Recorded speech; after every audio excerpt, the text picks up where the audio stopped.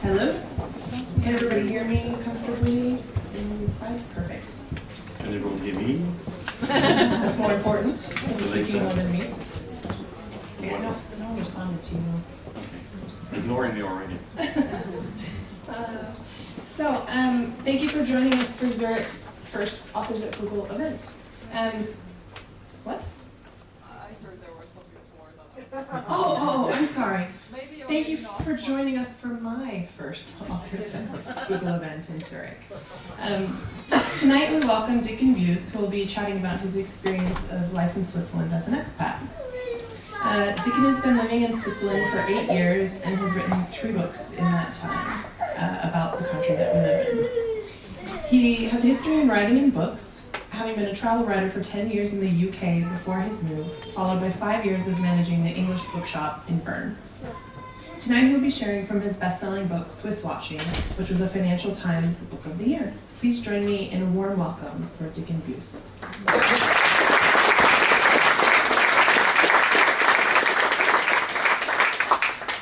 Thank you very much. Thank you for inviting me. It's great to be here. My first time at Google, although of course I use Google an awful lot. The books wouldn't exist without it, although I do real research as well in a library, not just online. I am an author and a bookseller, so I like real books as well. Today I'm going to talk about what it feels like for me to live here. I've been here 8 years. I didn't speak German when I arrived, and I knew some Swiss people. My boyfriend is Swiss, but I was kind of thrown in at the deep end. And I'd like to talk about what it feels like to be living in the land of milk and money. So that's just a bit about me, to show you there is a reason why I'm here. And I'd like to start by talking about this made-up word called Swissness. It's a word the Swiss invented to describe how they feel about themselves. It looks like an English word, and you can kind of guess the meaning if you're an English speaker, but it doesn't really exist. It's a bit like another Swissness word, wellness, which isn't the opposite of illness. It's actually a nice thing. It's you go to a spa for a weekend. But if you say wellness in England, most people won't know what you mean, and wellness in America is something medical, definitely not something enjoyable. So I'd like to take each letter of Swissness to try and explain what it means to me. So the first S is for shells, which might seem a bit strange given that we're a long way from the sea. In the book I call Switzerland a landlocked island because it has this island mentality, it being in the centre of Europe, but not really part of it. But this is a very special sort of shell, and I brought one along.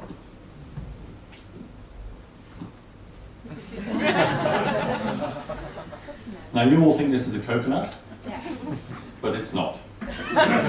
It looks like a coconut, I know, and it feels like a coconut, but it is in fact a Swiss person. And that doesn't mean that I'm saying all Swiss people are small, brown and hairy, although some are, I'm sure, or that you want to throw things at them all the time. It means that they have a very hard outer shell.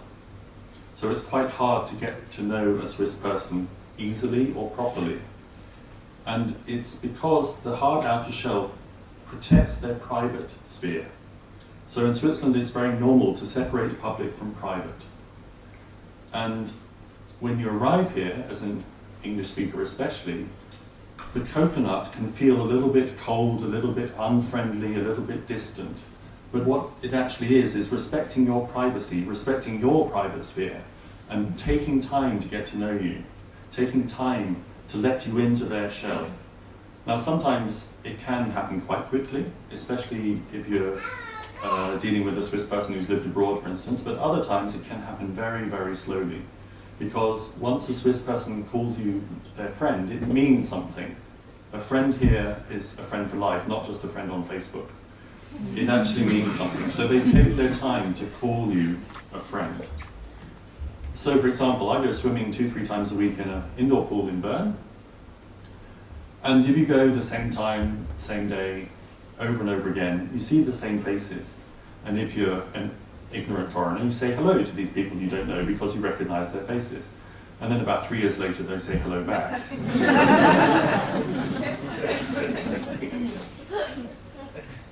English-speaking societies, and this isn't my idea, it's been around for a long time, this classifying of societies as coconuts, or English-speaking societies are peaches, typically.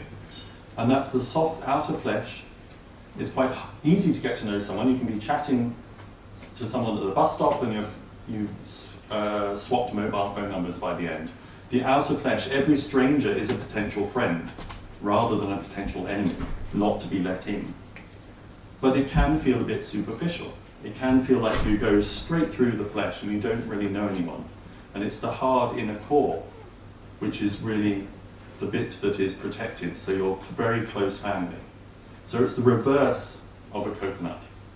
And the trouble with being a peach in a land of coconuts is you can feel very bruised a lot of the time. And so I get a lot of emails from expats living here saying, now I understand why my neighbours are polite, but in 3 years they've never invited me round for a cup of coffee. It's not that they're unfriendly, it's just they're very formal and a little bit distant. So it's all about respecting boundaries. W is for weather. British people love to talk about the weather. It's our main topic of conversation when all else fails, talk about the weather. In Switzerland, it's not such a great opener with people you don't know. In private, the weather is a topic. But using the weather to start a conversation or to get to know someone is kind of illogical for Swiss people because it's not really worth talking about. This is a typical British-Swiss weather conversation. I would come in from outside and say, oh, it's cold out there today. And the Swiss person would say, well, it's winter.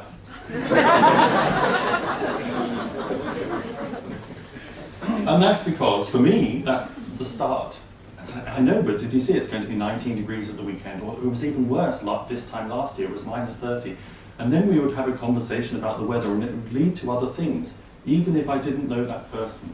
Whereas for the Swiss person, I've stated the obvious, it's cold, so therefore they state the obvious, it's winter, and it's actually the end of the conversation, not the start of the conversation. So it can feel like getting through this coconut shell with small talk is like banging your head against a brick wall. And mainly because small talk here is about this big. And it's partly to do with a lot of small talk topics are too invasive of someone's shell. So you don't ask someone's marital status, you don't ask if they have children, you certainly don't talk about the price of your house, all of which are perfectly normal topics of conversation in Britain. Partly here because almost everyone rents, but partly because it's much too personal. And to become too personal too quickly is to invade someone's private sphere. So you have to remember, it's not being unfriendly, it's just getting to know you in a Swiss fashion, which takes a little bit longer. Baby steps. For small talk, needs baby steps. And the most important thing is remember that humour is a private thing, generally, in Switzerland. It's a bit like sex and money. It doesn't appear in public very often. You can tell jokes with your friends, you can tell jokes with your family, but in a business environment, especially with people you don't know, then it implies that you're not taking that meeting seriously. If you start the meeting with a joke, or a funny story about something that happened on your way to the meeting, then very often a lot of the Swiss people will look at you and thinking, well, are you here for business or pleasure? Because you're not respecting the boundaries. So be very careful about using humour. Of course, if you're a foreigner, you get away with an awful lot. They just think, oh, foreigner. And so you can tell jokes, and people will laugh politely, but it only goes so far. And of course the weather in Switzerland is worth talking about. It has great extremes. Plus 41 is the highest temperature, minus 41 is the lowest temperature. So it is often worth talking about. I is for introductions. Very important in Switzerland. Because in almost any situation, social or business, but especially social, you don't do what I did when I went to my first dinner party here in Switzerland. I didn't really know anyone. I knew my boyfriend, I knew the hosts. There were about 30 people there already. So I did what any normal English person would do in that situation. I went and hid in the corner and waited for the host to take me around and introduce me, or for someone who I vaguely recognise to come over. What I certainly would never do is go up to someone with my hand out and say, "Hi, I'm Diccon." For me as an English person, that's very American, very forward. "Hi, I'm Diccon, I'm your waiter this evening." But for Swiss people who are actually quite reserved, sitting in their little coconut shells, one of the few times they come out willingly is when they arrive at a party.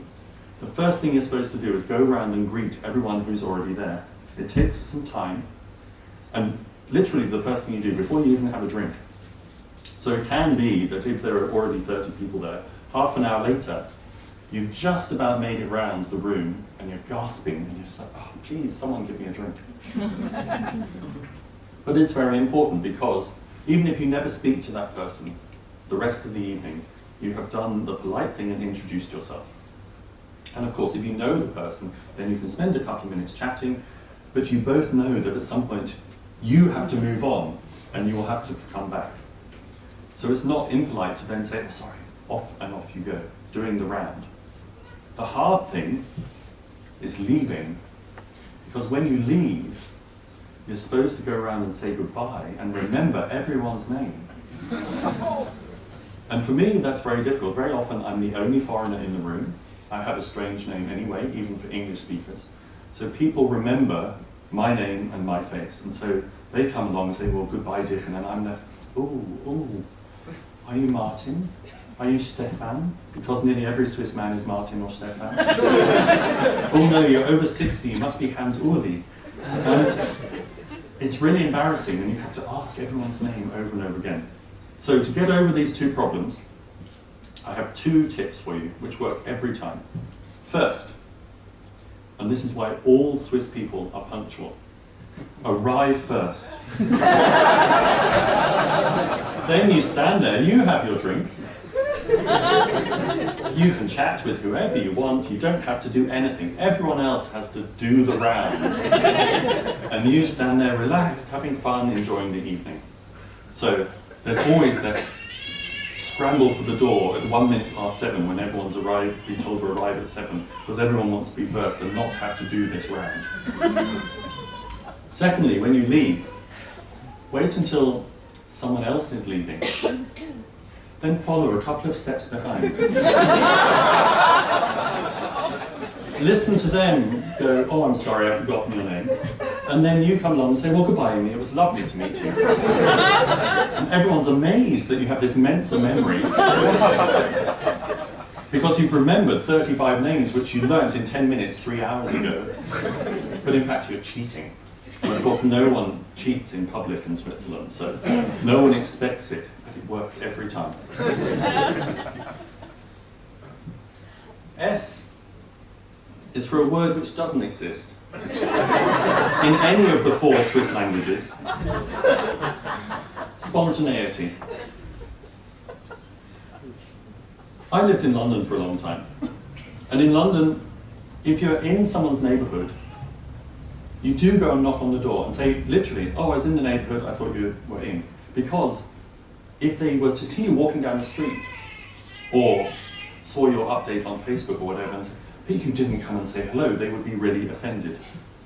In Switzerland, it's exactly the opposite. What I learned very quickly was when I first arrived, I didn't have a job. I went to school in the mornings to learn German from der, die, das onwards. And in the afternoons, I explored my new city. And I did know a couple of Gregor's friends, and I knew where they live. And I'd be walking past and think, "Oh, so-and-so lives here." So I'd ring on the bell. And there would be this person with this look of utter shock on their face. "Did we have an appointment?" And I thought, well, it's not the doctor's surgery, but no, I was just spontaneously passing by and thought, maybe you're in, it'd be nice to chat.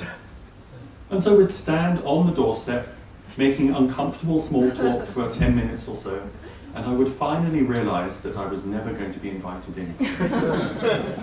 And after this happened 2 or 3 times, I realised that spontaneous visits are uncomfortable because they're not, the Swiss person is not prepared. They haven't cleaned the flat, they haven't bought the Rivella, they haven't made the cookies, they haven't got everything perfect. And a lot of Swiss people are very house proud. And because the house is inside the shell, whereas a lot of British and American people use the house as a social extension, in Switzerland the house is part of inside the shell. So they're very proud of it and always keen to show it in the best possible light. So if you turn up unannounced, it's nearly always perfect anyway, but it could not be quite perfect. So you have to plan a little bit. If I say to my Swiss friends now, I'm used to, well, let's go to the cinema sometime, and they'll get out their handy, not their mobile phone, but their handy. Say, well, how about 17:35 on the 14th of April? And you go, okay, that's fine. And you get used to making appointments 3 months ahead. But I have learned that you can be spontaneous, you just have to plan your spontaneity. It's a very Swiss concept. So I send a text or put a message on Facebook or whatever and say, I'm off next Friday, and if the weather's nice, there's a high chance I'll go for a walk and I may wander through your neighbourhood, and about 11 o'clock, it's possible I might ring on your doorbell, and if you happen to be home, we could maybe sit down and have a chat for a few minutes if you're free. If not, no problem. And of course they know that I will turn up, and I turn up at about 2 minutes to 11 just to feel a little bit spontaneous. And everyone's happy. I ring on the doorbell unannounced, roughly. And they're ready for me. Everything's tip-top. Another phrase that went out of fashion in England about 1935, but here people love to say tip-top. It feels like I'm talking to my grandmother all the time. Swiss francs. Swiss people love money. And I'm not saying that in a mean way, I'm saying actual real money, not pretend money like we have in America and Britain.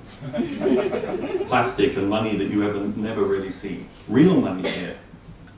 I worked for 5 years in a bookshop, and it was a big surprise to me, having worked 5 years in an English bookshop 100 years ago, where most people pay with plastic. Here, over half the customers still pay with cash. And it's no surprise at all if you're Swiss. But if you're British and it's your first week at work and you're on your own on the shop floor and a woman comes up and puts a book on the counter, which costs 25 francs or so, and she gives you a purple piece of paper. And you look at it and think, I've never seen a note with 3 zeros on. 1,000 francs. It's like $1,000 just on the counter. And so I look at it and look at her, and she looks at me and looks at it. And she's obviously thinking, why is this stupid man not just giving me my change like in any other shop? And I'm thinking, well, I don't even have 1,000 francs of change in my till. But also, shouldn't I hold it up to the light or call the police or something? Because in Britain, our largest note is a £50 note, which you never see, really. I mean, unless you're a bank robber or a drug dealer. But normal people, you tend not to get them very often. But here, 1,000 franc notes are normal. People think they are normal. And it's a sure sign that you are a tourist or a newly arrived foreigner if when you go to Co-op with a 200 franc note, you still apologise when you hand it over as, I'm awfully sorry, it's all I've got. Because you're buying a bottle of Coke for 1 franc 20. And the cashier looks at you and thinks, well, why are you apologising for giving me money? My father has been visiting Switzerland for 8 years now, and he's still surprised when the cash machine gives him a 200 franc note. Because in England, you're lucky if you get a 20, it's normally 10s and 5s. And what's interesting here is the attitude to money is very different. It's all about trust. Because Swiss society runs on trust. Swiss people trust each other to make the right decision in a political sense because we have direct democracy, so it's a system of referenda. So that people always have a say, or can always have a say, either at the beginning of a process, like with the ban on new minarets. It was a referendum which now has to be turned into law, or it's at the end of the process that they have to ratify a treaty or say yes to joining the United Nations, for instance, which didn't happen for many, many years. So the Swiss people are involved, but they trust each other to make the right decision. And the same with many shops. I worked in a bookshop in Bern. We had tables outside the shop with books piled up on them. No member of staff there. And the shop trusts people to just pick them up and bring them inside. Rather like my local co-op, brings down the shutters at night and on a Sunday. And outside there's still compost and plants and everything, and they're still there in the morning. So it's all about trust, and the cash society promotes that trust, because if, like us, you order a new fridge, you go to the shop, you order a fridge, you give them your name and address. A few days later, they deliver it. No one's taken a deposit, no one's taken a credit card number. All they've done is deliver a rather expensive fridge and say the bill will be in the post. And the bill comes in the post, and you have a month to pay it. And it's all very different from when I worked in a British bookshop, where if we took an order over the phone, it's like ordering on Amazon. You have to give your credit card details before you even send the book out. So it's very much a trustful society. And the cash is part of that, because a lot of Swiss people, debt is a 4-letter word. They don't have mortgages. And a lot of Swiss people do not have a credit card. About a third have a credit card. About a third don't have a credit card. And about a third have a credit card for going shopping in America. And it's because they don't trust credit. They don't trust internet shopping in the same way as we do. We got a lot of customers who would find a book on Amazon, print it out, and come and order it in the shop.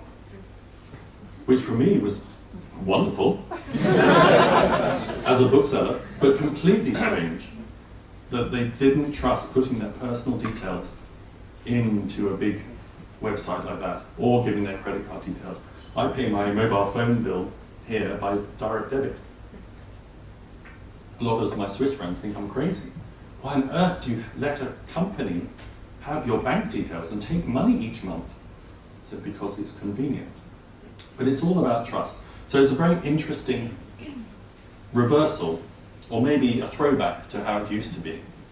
The other interesting thing about the Swiss money is the coins haven't really changed since about the 1870s. In 1874, Helvetia stood up on the coin. She used to be sitting down, she stood up. That was a momentous change. And in 1978, an extra star was added around the edge of the 2 franc, 1 franc and half franc coins. There are 23 stars for the cantons. There used to be 22, and they had to squeeze an extra one in when euro became a separate canton in 1978. But apart from that, they're pretty much the same as they were. So it's quite usual for sometimes in my change, I'll get a coin which is 1930s, 1940s, and it's still doing the rounds. I don't really like to touch it. I don't know where it's been. It's been in many, many different hands. But I come from a country where we change our coins practically every 10 years. They get smaller, they change shape, we introduce new ones, and here it's very stable. It doesn't really change. Whereas the notes, there was a major revolution in the notes about 10 years ago. They used to be taller as well as longer, each note, rather like the British notes. And then they decided, one, you couldn't use automatic machines that easily, and two, the big notes, like the 1,000 franc note, were just too big for people's wallets. So they made them all the same width, but each note 11 millimeters longer than the one before it. It's very precise. And then you get wonderful things, like each note has a little symbol for blind people to know what the note is. So the 10 franc note is a little dot inside a circle that is raised. And it's the kind of thing you never really notice until you research a book. N is for names, and that's not me. That is Basler Fastnacht, which is coming up, one of the biggest festivals in Switzerland. Really worth visiting, but only if you like lots of music, lots of confetti, and lots of people. If you don't like any of the above, then don't go. Just watch it on television. Names here are also very important, partly because you have to introduce yourself all the time, even on the phone. If you phone a Swiss person, particularly in the German-speaking part, not so much in the French and Italian-speaking parts, but in the German-speaking part, very often they'll pick up the phone and just say their last name, which is very unfortunate if they have a funny last name. I had a customer who was Herr Wank, and he would pick up the phone. Every time I called him, he would just go, Wank? And I was like, really? Here? Now? And I just can't, it's too abrupt for me. Whereas in England, it's sort of like, well, good morning, this is Diccon speaking, how can I help you if you're working in a shop, for instance. But names are very important. I once had a customer who I had said, good morning, Diccon speaking, can I help you? She said, well, I need to know your last name before you can help me. It's like, okay, it's obviously very important. The actual name itself is partly controlled. It's not very strictly controlled. There isn't a list of first names that you have to choose from, but the first name you give your baby has to be approved by the community registrar. You have to give the baby a name within 3 days. You can't take the baby home and think, well, she looks like a Michelle, we'll call her a Michelle after a week or so. The name has to be given before the baby leaves hospital. And there are certain rules. So you can't use bad boy names like Judas and Cain. You can't use family names as first names, so no Harrison Ford. You can't use place names, no Paris Hilton. You can't make up names just because they sound nice.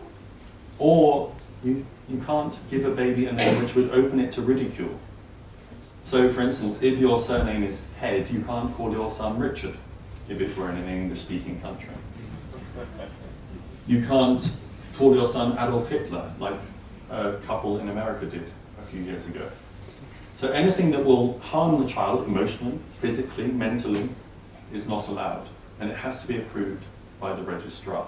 It sounds very controlling, but it's actually for the well-being of the child, so that you don't get children like a little girl in New Zealand was called Tula Does the Hula from Hawaii, all hyphenated. That was her given name. That would never be allowed here. And probably rightly so, I think. Which is why you get a lot of women called Doris Muller. E is for Emmentaler, possibly the most famous Swiss product. Swiss cheese, as it's generally called in some parts of the world. And the interesting thing about Emmentaler, it's one of those Swiss products that everyone knows is Swiss. And typically Swiss firms, like Swiss people, are very modest. They're not wonderful at shouting to the world, we've invented this thing, it's wonderful, it's great, this is the best thing in the world. They say, oh yeah, by the way, we've invented something rather interesting and maybe you'd like it.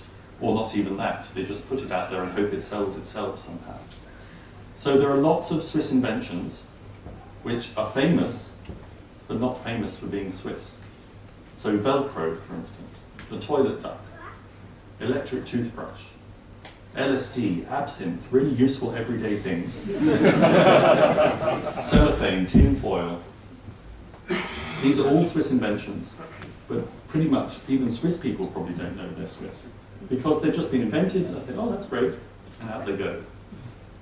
And so it's very interesting to see Swiss firms now changing slowly to deal with social media, to deal with different forms of selling, because it's not really in their genes to be very forward and to be very proactive. So sometimes it can be hard for them to enter into the big wide world outside their coconut. Because Switzerland, in a way, is like a coconut. The mountains are the shell. And it's very nice and comfortable in the internal market, but selling to the outside world can be scary. And as for the Emmental itself, well, the holes are officially called eyes, and they are officially the CO2 released during fermentation by the bacteria that are added. So in other words, they're bacteria farts that are trapped inside the cheese. But it has to be said, Emmentaler, my favourite part of the cheese is the hole. I tend to leave the rest.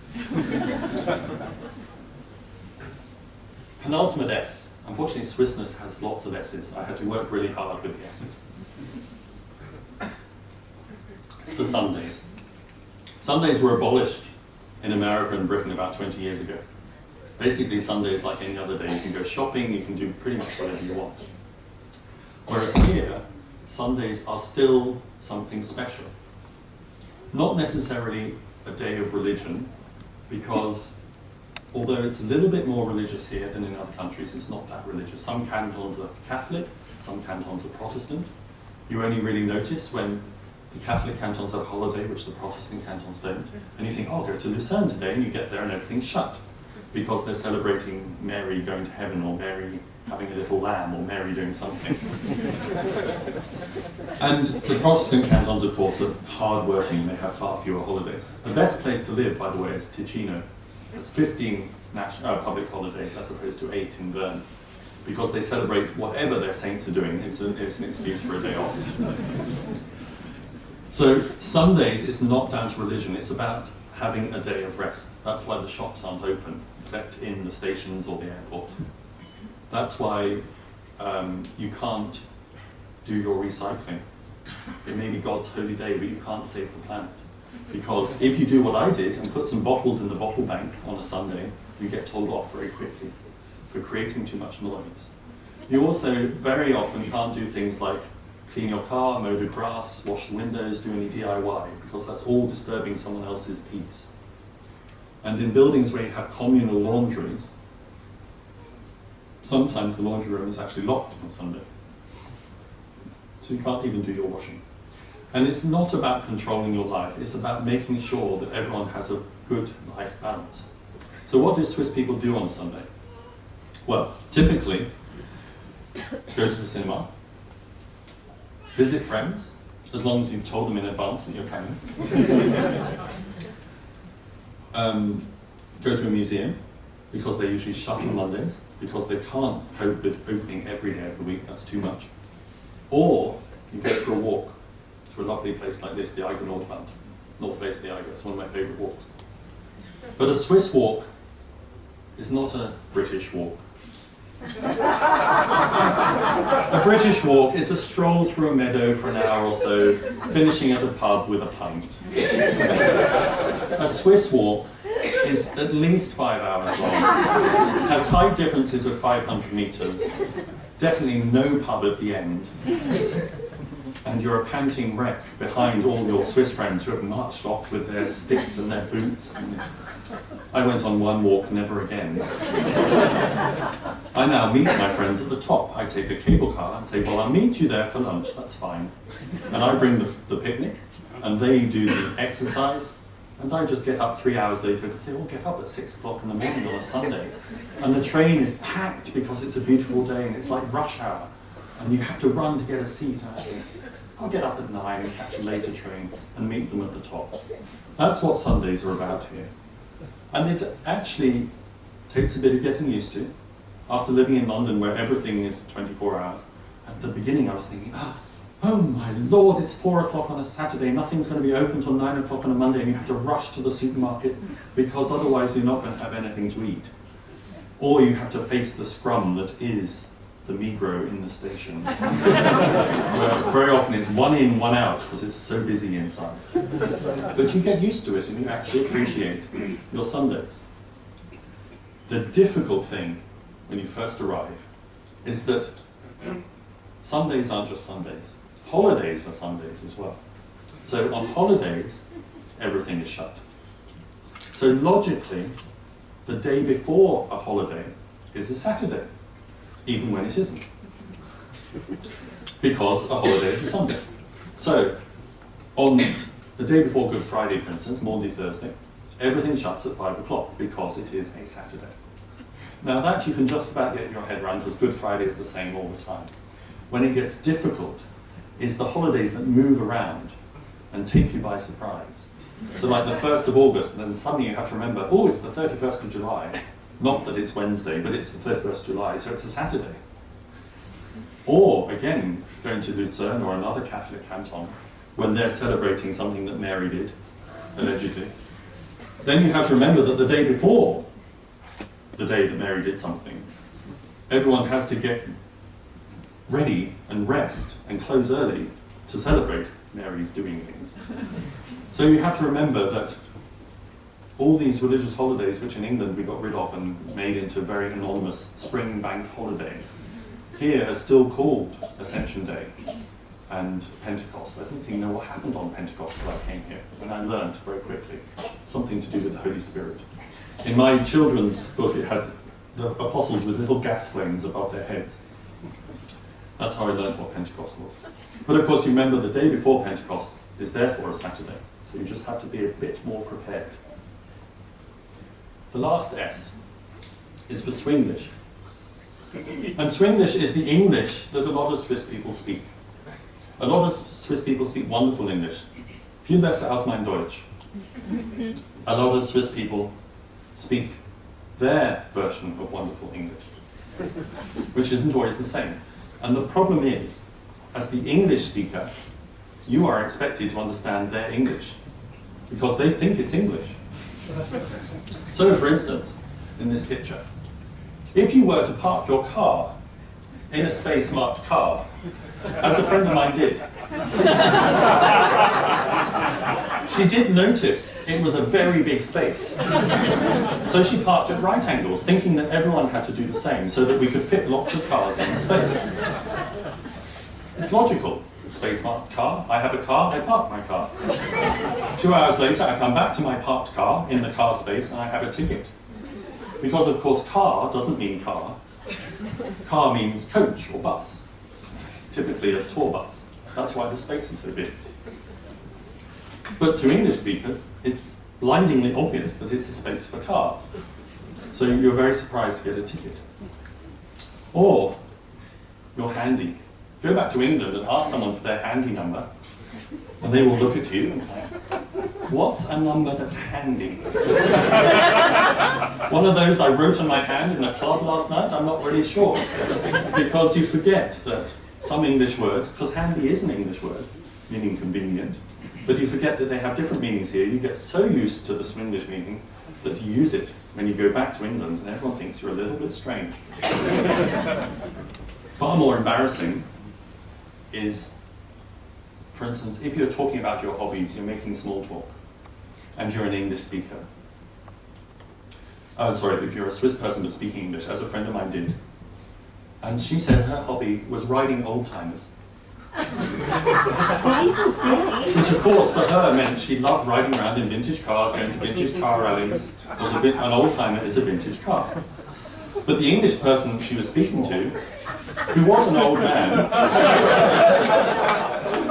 thought that she liked having sex with old men and she was being very, very forward. But for her, the meaning was clear, and for him, the meaning was clear. It was only when I explained the two different meanings that they both went very red.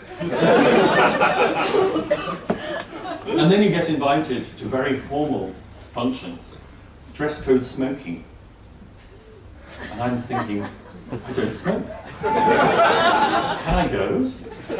Or even if I did smoke, how can I wear a smoking? How can I wear a verb?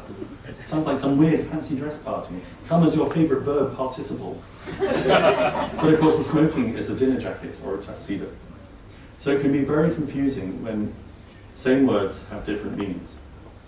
There are lots of English words which have the same meaning: snap, online, quickie, Google. But there are lots of words which have different meanings. And sometimes it can be very embarrassing. I remember a customer in the shop came in and spoke in English, so I presumed we were speaking English together.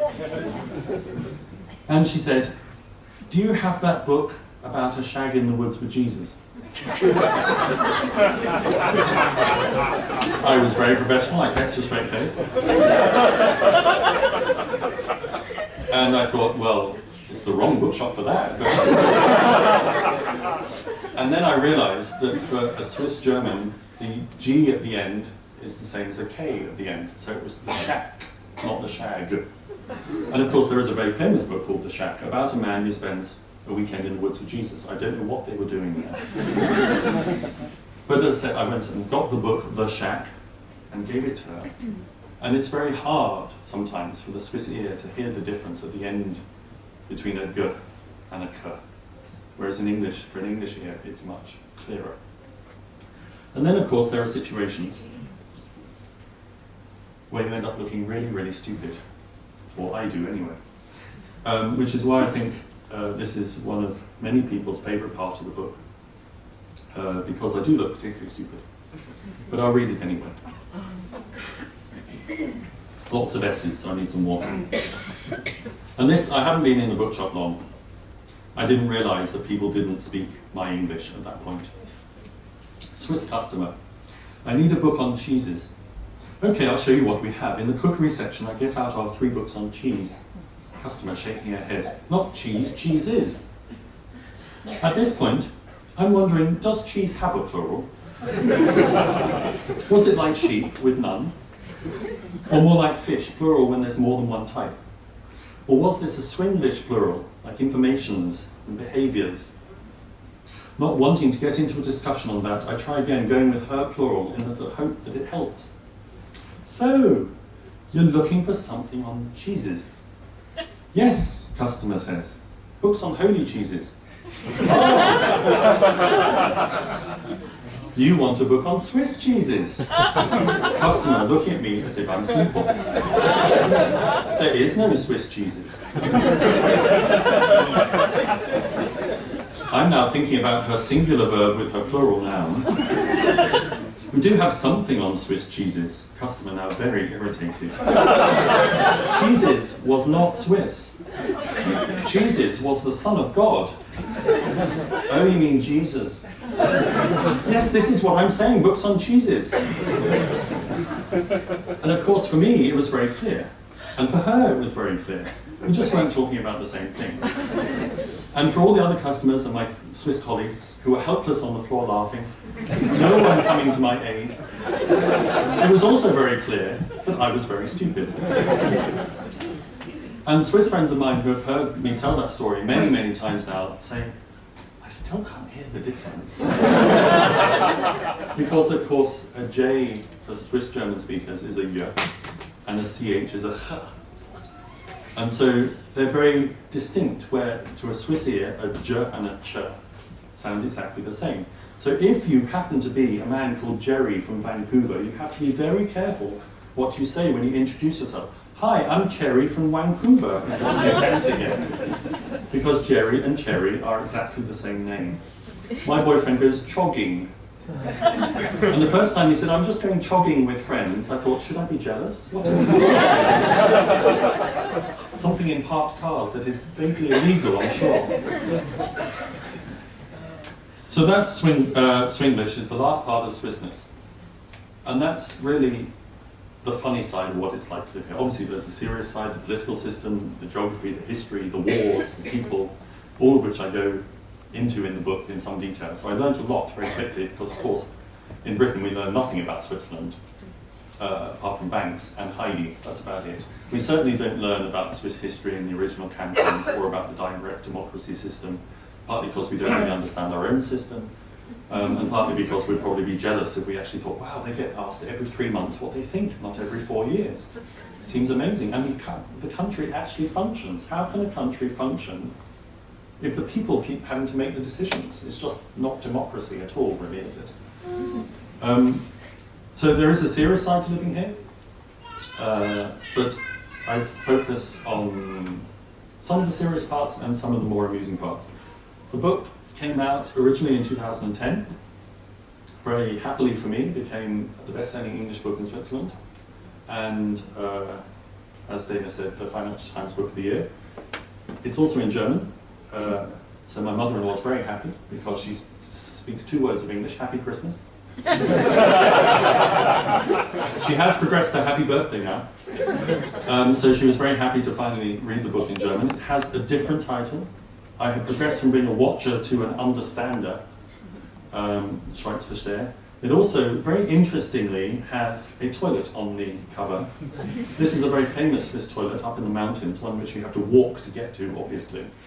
And I've even had people send me pictures, not of them on the toilet, but of the toilet. Send me GPS coordinates to show me where it is in Graubünden. It is apparently a famous toilet, but it's a toilet nonetheless. And then the French edition comes in June this year, again with a different title, different cover, just to confuse everyone, especially the booksellers. And last year, a little book of facts came out called Swisselany, or Swisselany if you're American. And it's one of those books of facts that you dip in and out of and think, well, I never needed to know that, but it's quite interesting. So the Swiss people on the Titanic, and which ones died, which ones survived. Which cantons have the most cows? It's Canton Bern, by the way. All the Emmentaler cheese. Or all the characters in Heidi. Or Swiss winners at the Oscars and the Olympics. Things like that. Kind of useful, but not really. In England, it's the kind of book we keep in the smallest room in the house. English people are famous for that. You have a little bookshelf in the loo.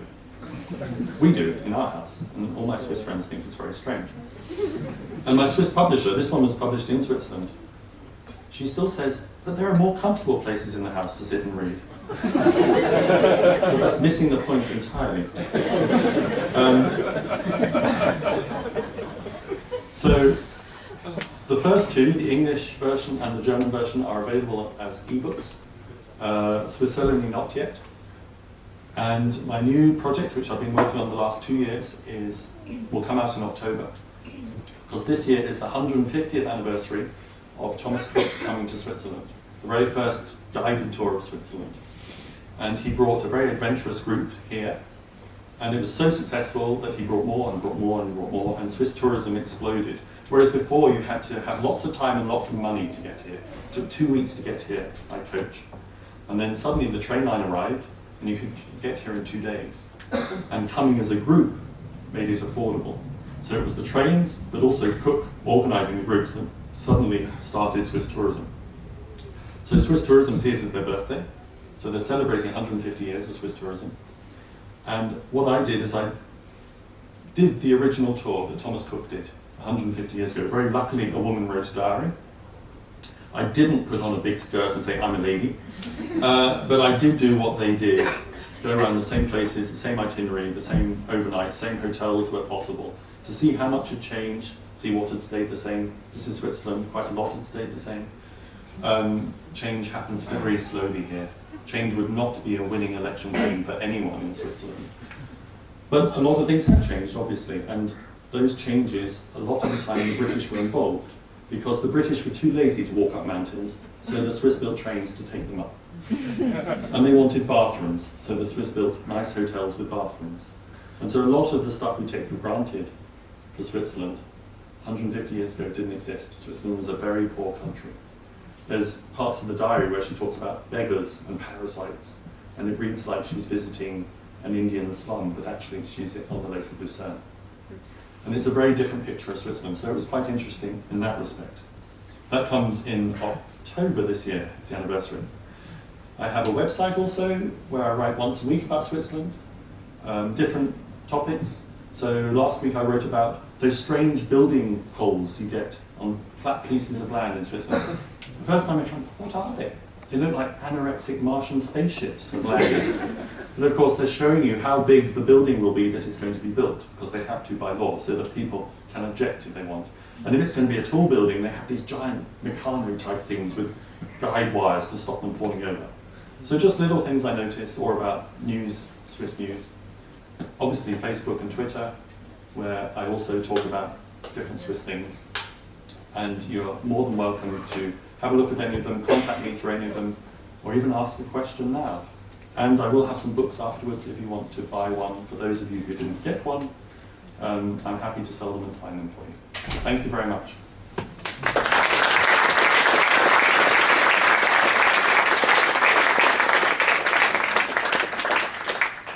Okay, we want to open the floor to questions. If anyone has questions about his book, about life in Switzerland or anything else, I'll bring the microphone around. Oh, Lucy's setting one up there.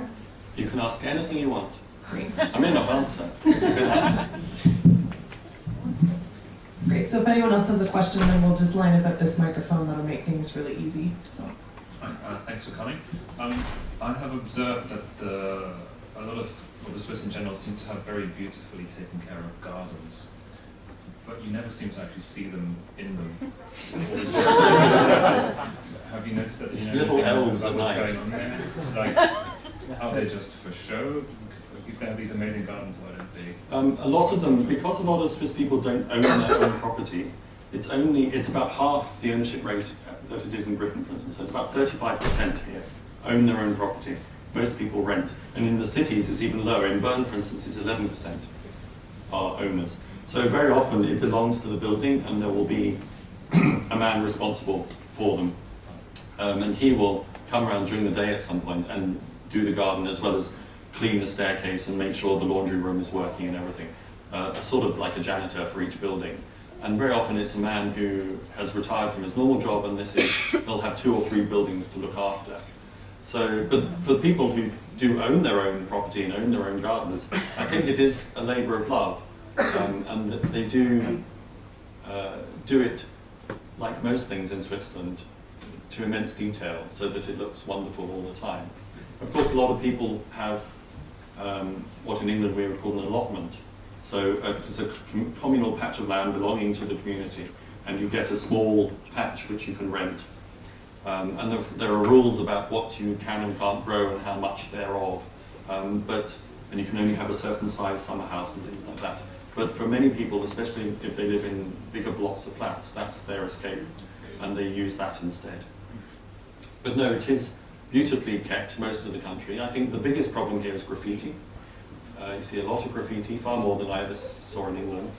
And maybe that's just one release for a certain part of society, because society is quite controlled and quite perfect in many ways. That graffiti is an acceptable way of rebelling.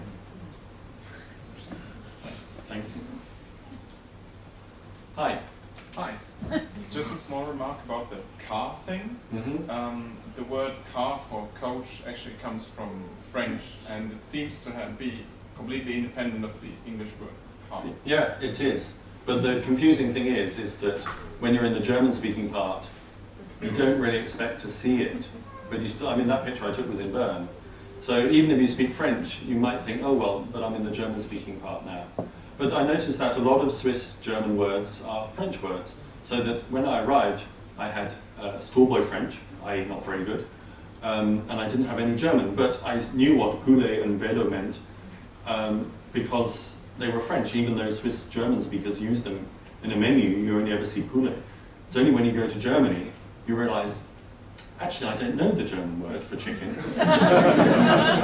because I never had to learn it, or I don't actually know what a bicycle is in German because you can get by with using the French. So yes, that is true. A lot of French words do creep into Swiss German. And Italian. And Italian. And of course you get a lot of Swiss men who have perfectly Italian names because they're 2nd or 3rd generation and they speak no word of Italian and have never been to Italy probably. But they are Swiss Germans with Italian names, which confuses me always when they pop up on television.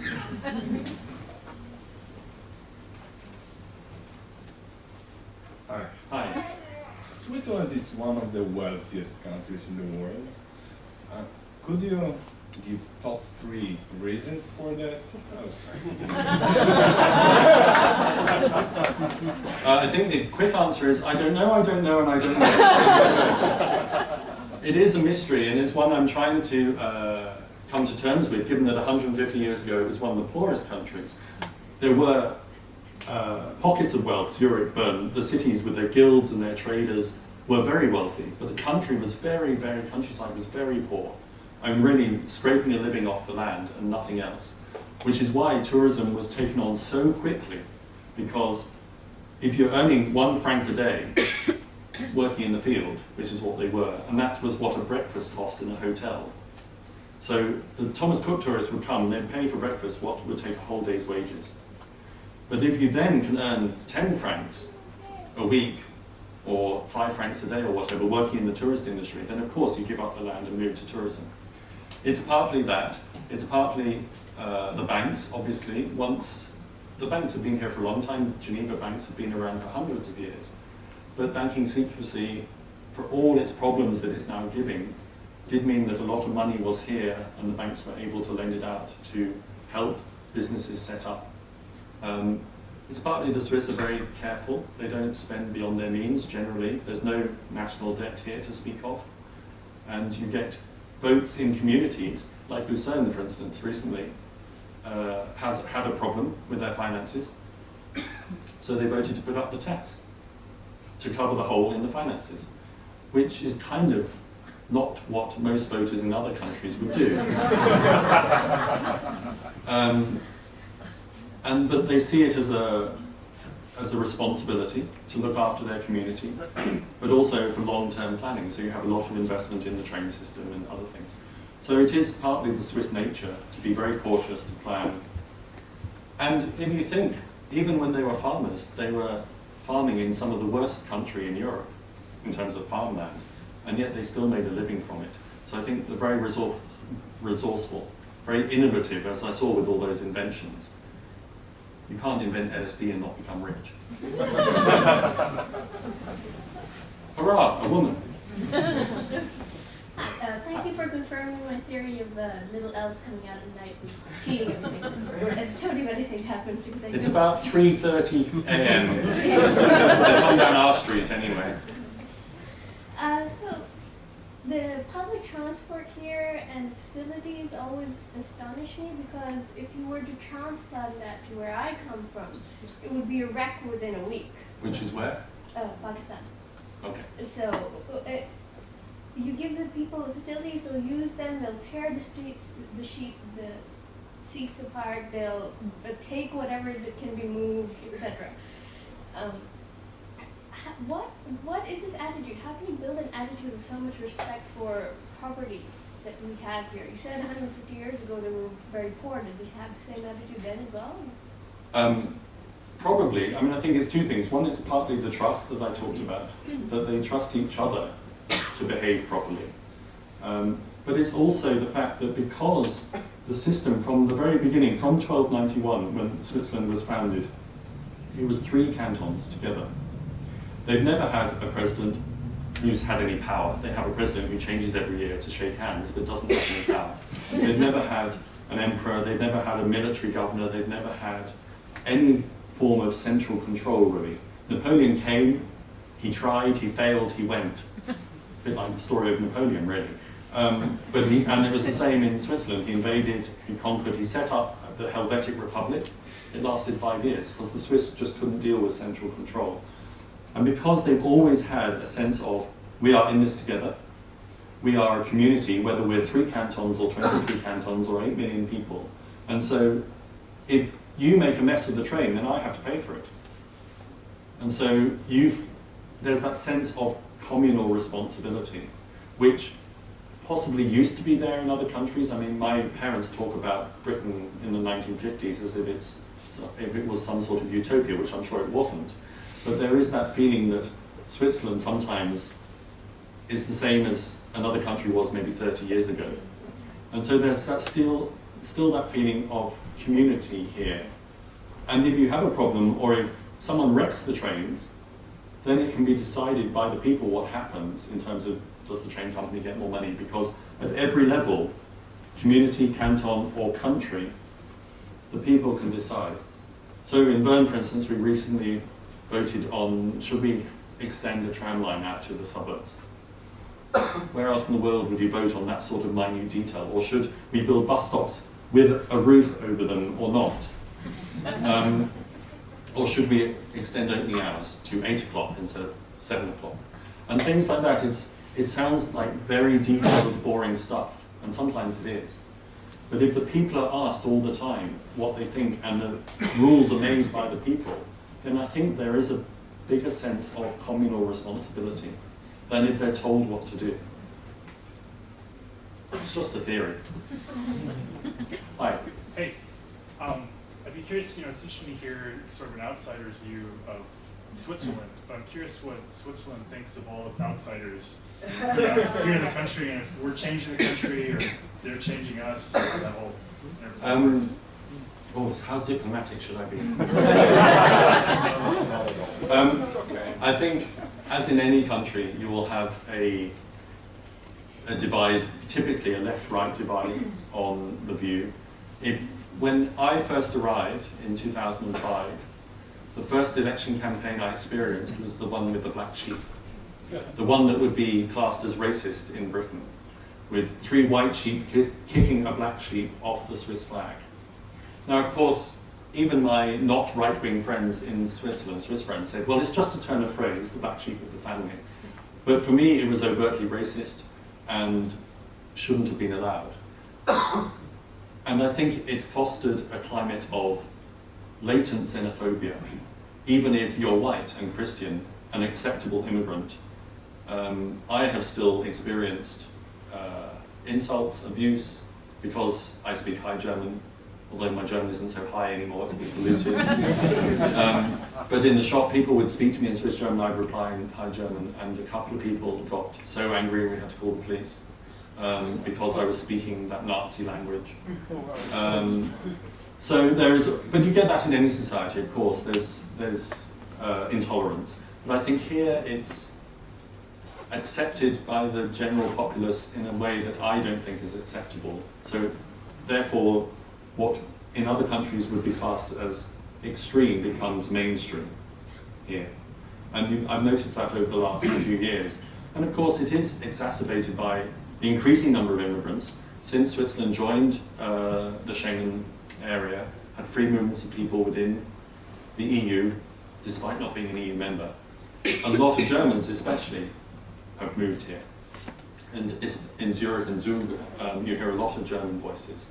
And for me that's wonderful because I can understand them perfectly.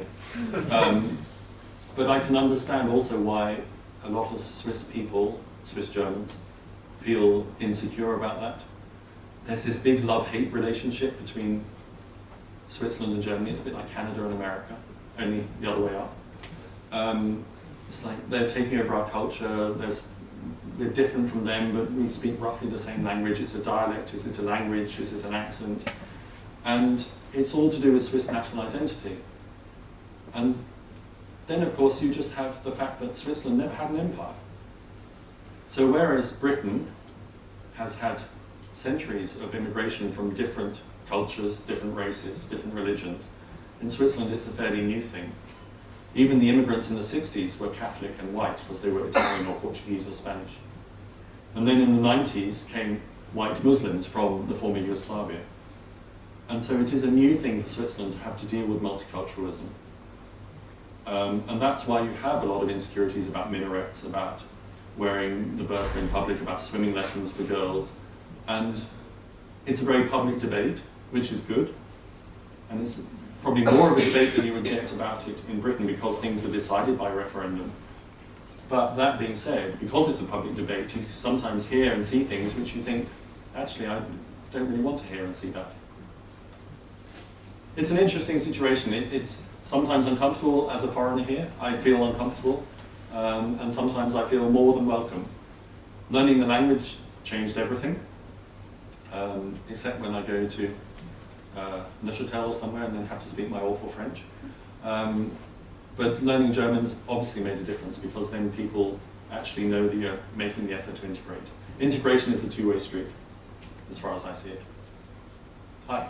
Hi, I was just curious to know how much of the things you were talking about, like spontaneity and the habits in parties and things like that, apply also to the French and the Italian cantons, if at all. They do, to a certain extent. I think the interesting thing is, when I go and give talks in Lugano and Lausanne, which are not the same place, by the way, with different names, as someone once asked me, Lucerne, Lausanne and Lugano, is that just all the same place with German, French and Italian names? It's kind of logical. Genf is Geneva, is Ginevra, they all change.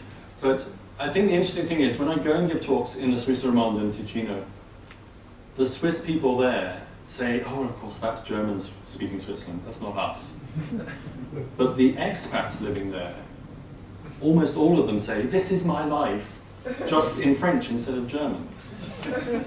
And it's partly a perception thing, it's partly the Italian and French, and we mustn't forget the 14 Romance centres in Grappling. They want to be part of Switzerland. They don't want to be part of France or Italy because they know they would just be another ignored province, totally forgotten about. Whereas in Switzerland they have a role, they have a voice, which they wouldn't have if they were in their respective language countries. So they want to be part, but they still feel like minority because they are minorities. 65% of the population is German speaking. And so they want to feel like they're different. And of course there are differences. There are differences in every country. If I go to the north of England, I don't even understand what they're saying. Suppose I spend a day in Newcastle and I'm lost. And there are very big differences in any country. And here the differences appear bigger because of the language. And I think actually, from an outsider's point of view, the differences are much smaller. They're still there. So for instance, you can quite easily go out for a business lunch, as I have done in the French-speaking part, and everyone will drink wine, which here doesn't normally happen so much, because we all know we'll fall asleep during the afternoon. But you still get the thing where people in Geneva contact me. I've lived here 4 or 5 years, and still my Swiss neighbours haven't really said more than hello. So it's still breaking through that clique, breaking through that coconut. And so every town can be different, and I get emails from people, why didn't you talk about my village? It's so different. It's like, I'm really sorry, I couldn't talk about every village, it's not a guidebook. And of course there are differences. But I would say as a general rule, what makes the Swiss applies in all the areas. Otherwise they would feel French and seem French and not just speak French.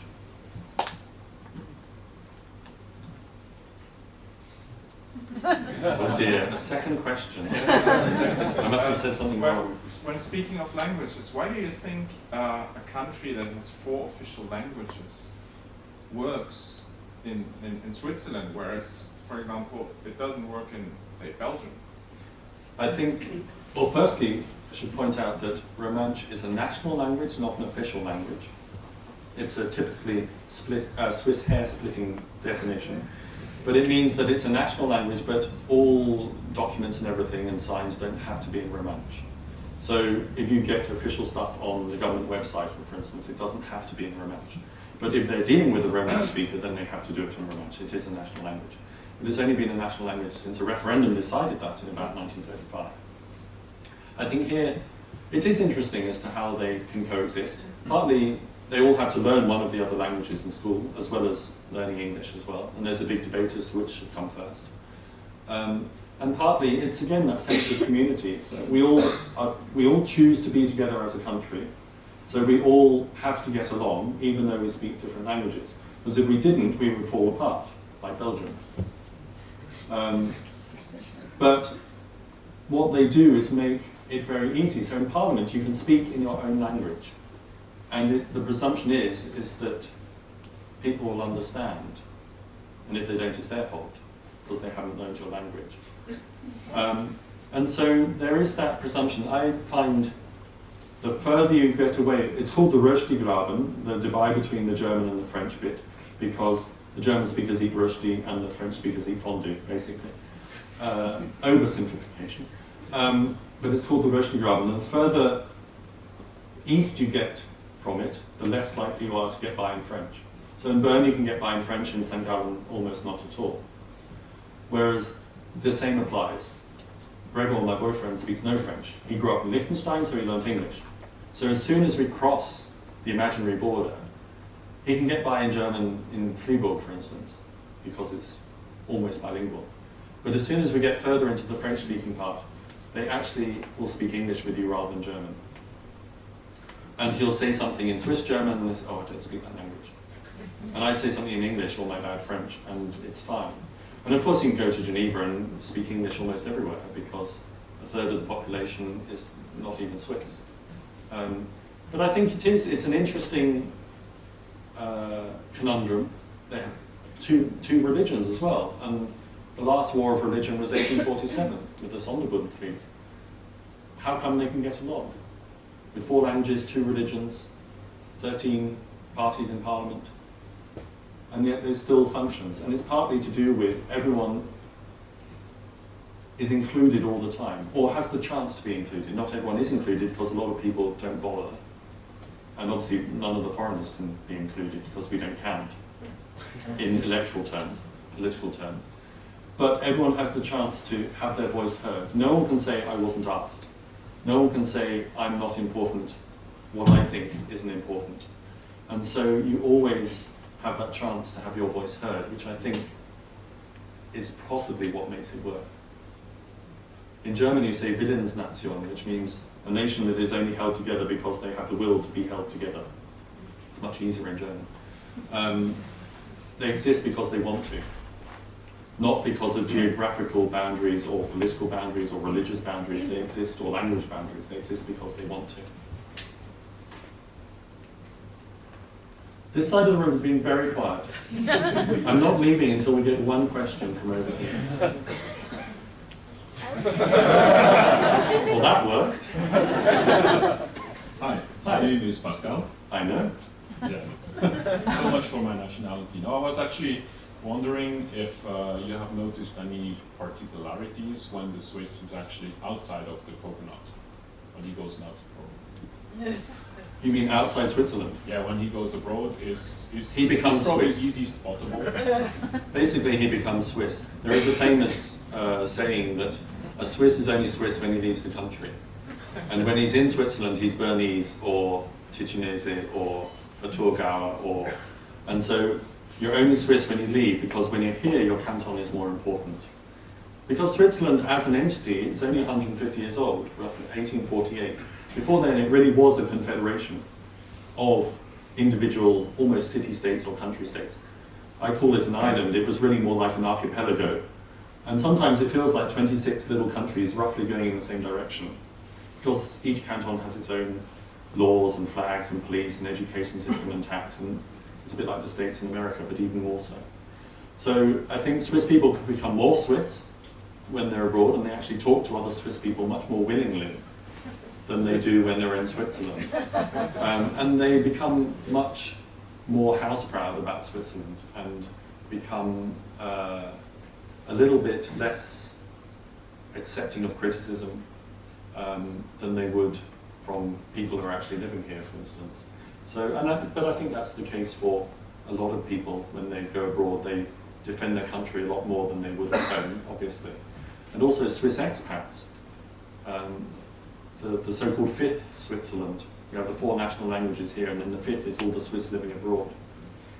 Some of them, I get emails from them saying either, oh, it made me so homesick, that's just what I remember, and when I visit my family and everything, it's just how it is. And then others saying, you've got it completely wrong, because they are remembering a little bit rose-coloured what Switzerland was like before they left. And so they feel the urge to defend it if they feel like being too critical. But I think that's true of almost any nationality abroad. I don't think the Swiss are actually any different. When they're outside their coconut, they become more peachy. Still waiting. A question that...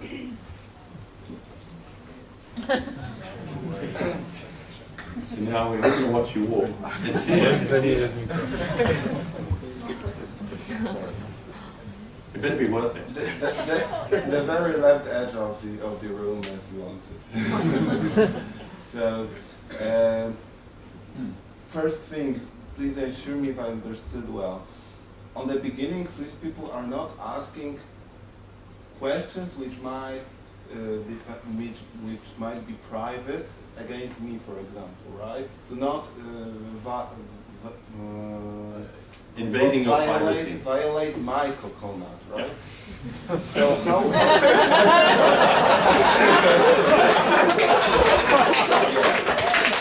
Okay, I have coconut. Why I don't? Yeah. I can have as well, right? So. The mental image is very, very and better than violating your peach, I think. Or my peach. Whatever you like. Right? Yes, okay. Pick a fruit, any fruit. Not the banana, please. Okay, and the question is, the question is how they dare to ask private questions when you want to rent a flat. They ask about, depending whom you meet, they go, in more or less private stuff, right? And they are ready to reject you once you don't want to share some private information. They want to ask about, I think that's... I would in my country, I would feel violated with many of those questions that I see on those forms, right? And when I am asked in my face, right? When I look for a flat. And how does it go in France? That's, I think, I mean, I'm lucky in that I've never had to look for a flat here, thank goodness. It's partly a difference between business. Lucky you. Yes, exactly. Renting a flat is a business thing rather than a social thing, so different rules apply. And it's also, they want to be sure that you are an upstanding person because you are going to be living in their property. And so they ask you what they probably think of as moral questions, like do you do drugs or whatever, I don't know what they ask you. But it's also a question here of sometimes political correctness or privacy boundaries don't actually apply. I have a friend who applied, she was working in a company already and she applied for a promotion. And in her interview, she's a 30-year-old woman, married. In her interview they asked her, so when are you planning to have children? Now in England that kind of question would be illegal because it's nothing to do with her ability to do the job. But as far as the employer is concerned, it is, well, are you a good risk for the next 3 years or whatever? And so those kind of what we think of as very personal questions, maybe personal questions about your lifestyle, for instance, are actually, in Swiss eyes, seen as practical questions to determine whether to go ahead or not for a longer term. I know it's a very sort of two sides of one coin, and sometimes it can feel very invasive.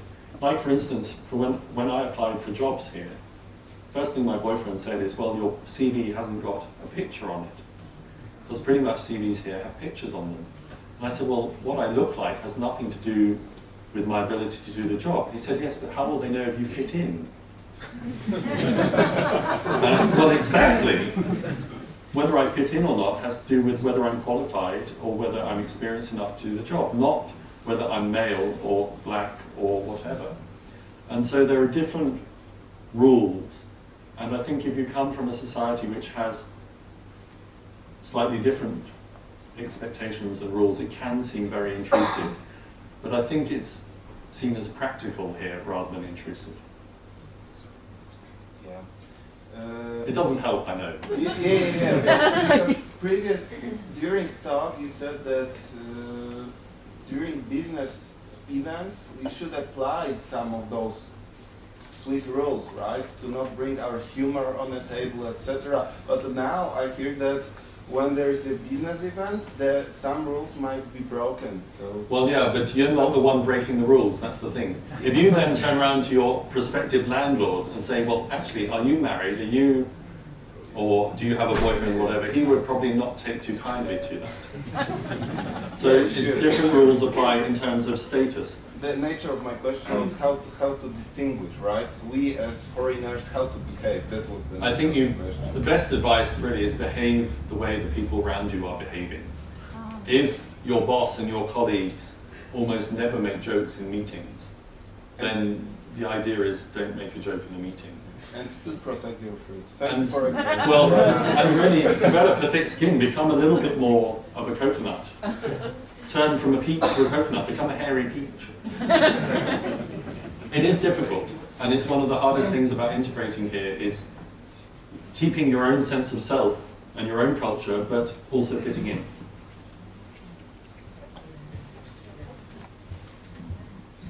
Okay, I think we have run out of people to ask questions. Well, we can leave now. We've had Okay. one. Oh, good. We've had both sides of the room represented, so it's good. I obviously didn't look at them enough during the talk.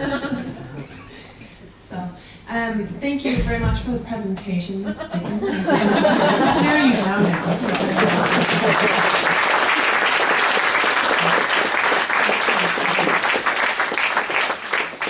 We'll be moving from here to the Android tent in just a few minutes. Yes.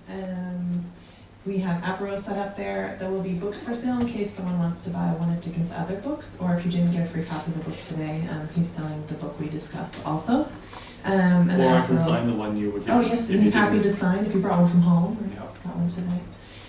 Great, but before you go, we wanted to present you with a thank you present for your time. Lucy, I will.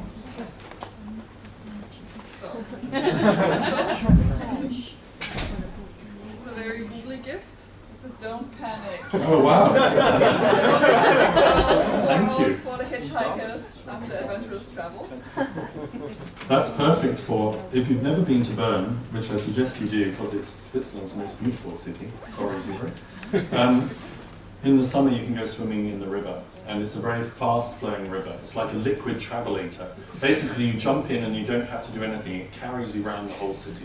It's wonderful. And we have a nice Swiss theme. Of course they thought of that when they invented Google Plus. They Swiss-themed cushions. Thank you very much. Thank you.